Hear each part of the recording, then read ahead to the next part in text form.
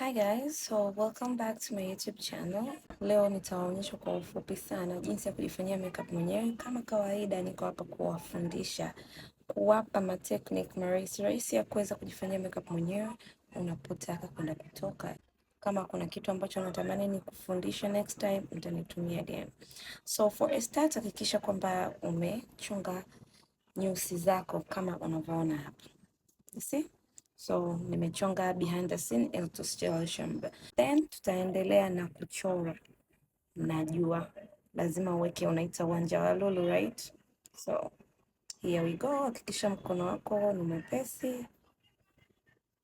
Natumia kamera ya simu hapa, situmii kioo.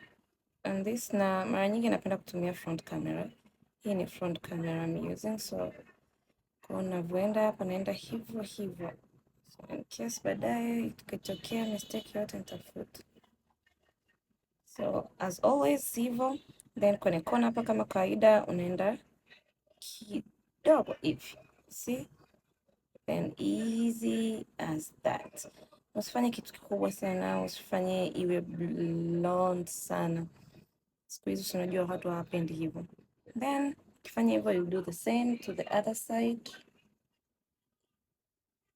Hiyo imekuwa 2 bolts, lakini tutaisaisha.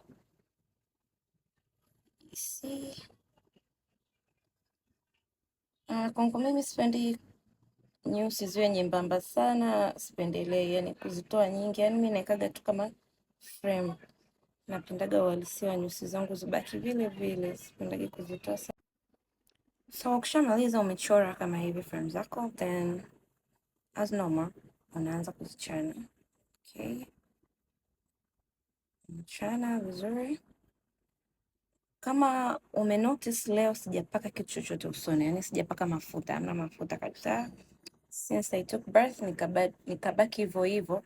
Nimekuja kujua ni trick mpya ili uweze kuchora wanja wako usiwe tu messy na usije ukafutika mapema, maana mafuta yanafuta haraka huu wanja wa lulu.